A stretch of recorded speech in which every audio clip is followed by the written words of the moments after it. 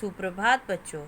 आज हम आपकी पाठ्य पुस्तक व्याकरण कुंज के पाठ 7 संज्ञा के बारे में पढ़ेंगे। संज्ञा के बारे में आपने अपनी सभी कक्षाओं में पढ़ा है। संज्ञा शब्द जो है ये 2 वर्णों के मेल से बना है, सम प्लस ज्ञा, जिसका शाब्दिक अर्थ है नाम। तो ईश्वर ने इस दुनिया में जो भी चीज़ें बनाई हैं और सभी को कुछ ना कुछ नाम दिया गया है। तो आइए सबसे पहले हम इसकी परिभाषा पढ़ते हैं। किसी व्यक्ति, वस्तु, स्थान या भाव के नाम को संज्ञा कहते हैं, जैसे किशन, दिल्ली, केला, बंदर, हरियाली आदि। अब संज्ञा के भेद पढ़ते हैं। संज्ञा के 3 भेद होते हैं: व्यक्तिवाचक संज्ञा, जातिवाचक संज्ञा और भाववाचक संज्ञा।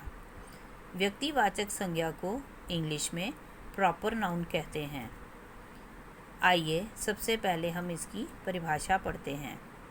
किसी विशेष वस्तु, व्यक्ति या स्थान के नाम को व्यक्तिवाचक संज्ञा कहते हैं। जब हम किसी भी वस्तु, व्यक्ति या स्थान को एक पर्टिकुलर या स्पेसिफिक नाम दे देते हैं तो उसे हम व्यक्तिवाचक संज्ञा कहते हैं। जैसे गंगा हिमालय से निकलती है। अब इस वाक्य में गंगा जो है किसी नदी को पर्टिकुलर नाम दे दिया गया है या स्पेसिफिक नाम दिया गया है, और हिमालय किसी स्पेसिफिक पर्वत का नाम है। तो इसलिए गंगा और हिमालय शब्द इस वाक्य में व्यक्तिवाचक संज्ञाएं हैं। दूसरा उदाहरण है, नेहरू जी को बच्चों से बहुत प्यार था।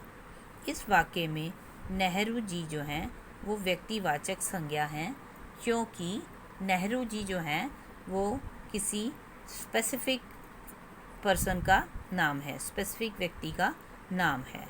तो ये था आपका व्यक्तिवाचक संज्ञा की परिभाषा और इसके उदाहरण। अब हम पढ़ेंगे जातिवाचक संज्ञा के बारे में। जातिवाचक संज्ञा की परिभाषा देखिए। जिस शब्द से संपूर्ण जाति का बोध हो, जिस शब्द से किसी भी व्यक्ति या वस्तु की संपूर्ण जाति का बोध होता है, उसे जातिवाचक संज्ञा कहते हैं। जैसे कबूतर दाना खा रहे हैं। अब यहाँ पे जो कबूतर है ये किसी पर्टिकुलर कबूतर की बात नहीं हो रही है, ये कबूतर की पूरी जाति का बोध करा रहा है। तो इसलिए कबूतर शब्द जो है वो जातिवाचक संज्ञा है यहाँ। मुझे फल अच्छे लगते हैं। अब इस वाक्य में फल जो है वो फलों की संपूर्ण जाति का बोध करा रहा है। कई बार बच्चों को व्यक्तिवाचक और जातिवाचक संज्ञा के बीच में कन्फ्यूज़न रहता है। अब इस वाले वाक्य को, दूसरे वाले उदाहरण को देखिए। मुझे फल अच्छे लगते हैं। यहाँ फल जो है वो फलों की संपूर्ण जाति का बोध करा रहा है। और अगर इसी वाक्य को हम लिखते, मुझे केला अच्छा लगता है, तो केला जो है वो आपको एक पर्टिकुलर फल का नाम है। तो इसलिए वो अगर केला लिखा होता तो फिर यह व्यक्तिवाचक संज्ञा कहलाता। लेकिन अब फल है तो ये फल जाति का बोध करा रहा है, तो इसलिए यहाँ पे जातिवाचक संज्ञा है। लेकिन अगर हम इसमें आम लिखते हैं कि मुझे आम अच्छा लगता है, तो आम जो है वो जातिवाचक संज्ञा में आएगा, क्योंकि आम जो है वो कई किस्म के होते हैं। और जब हम पर्टिकुलर किसी आम के बारे में लिखते हैं कि मुझे लंगड़ा आम अच्छा लगता है या मुझे दशहरी आम अच्छा लगता है, या तो फिर वो आपका हो जाता व्यक्तिवाचक संज्ञा। लेकिन अगर आम लिखा होगा तो फिर वो जातिवाचक संज्ञा में ही आएगा। अब जातिवाचक संज्ञा के आगे से 2 भेद और हैं, और वो कौन से भेद हैं? द्रव्यवाचक संज्ञा और समुदायवाचक संज्ञा।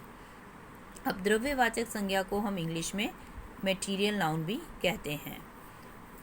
द्रव्यवाचक संज्ञा की परिभाषा देखिए।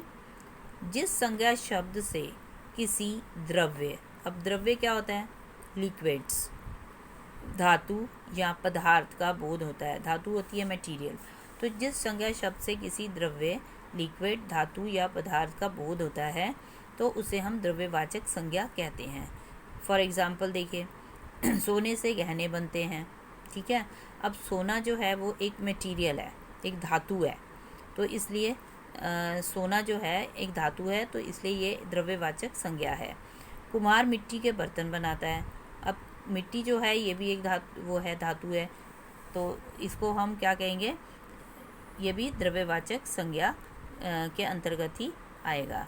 अब इसके बाद आप देखिए समुदायवाचक संज्ञा।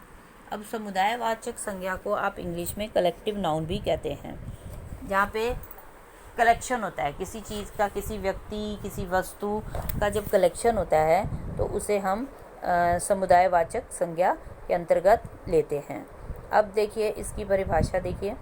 जिस संज्ञा से किसी समुदाय या समूह का बोध होता है, समूह और समुदाय क्या होते हैं? ग्रुप का बोध होता है, उसे समुदायवाचक संज्ञा कहते हैं।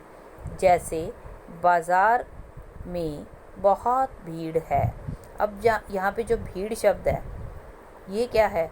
ये समुदाय के बारे में बता रहा है, किसी ग्रुप के बारे में, समूह के बारे में बता रहा है, मतलब कि कलेक्शन ऑफ पीपल, ठीक है। तो भीड़ शब्द जो है वो समुदायवाचक संज्ञा है।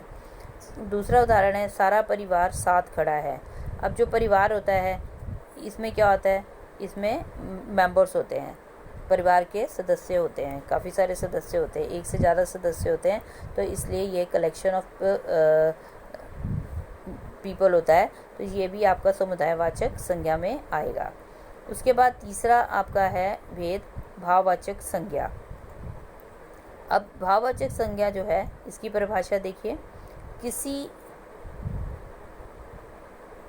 व्यक्ति, वस्तु के गुण, स्थिति, दशा, भाव के नाम का बोध कराने वाले शब्द को भाववाचक संज्ञा कहते हैं, ठीक है। अब इसमें देखिए चारों तरफ, इसकी जो उदाहरण देखिए, चारों तरफ हरियाली दिखाई दे रही है।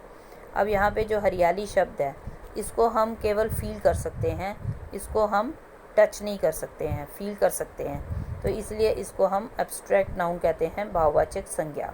भाववाचक संज्ञा को इंग्लिश में हम एब्स्ट्रैक्ट नाउन कहते हैं, मतलब ऐसी संज्ञा जिसको कि आप फील कर सकते हो, ठीक है, उसको आप छू नहीं सकते हो, फीलिंग कर सकते हो उसकी। बच्चे को, अगला उदाहरण है, बच्चे को सोया देख माँ की ममता उमड़ आई। अब ममता जो है ये मन की फीलिंग है, ठीक है, ममता जो है वो मन की फीलिंग है, तो ये आपका भाव है, मन का भाव है, इसलिए ये भी आपका भाववाचक संज्ञा है। तो बच्चों आज हमने आपकी संज्ञा, उसके भेद और उस संज्ञा के भेद और उनके उदाहरण पढ़े। आशा करती हूँ ये सारे के सारे भेद आपको समझ आ गए होंगे।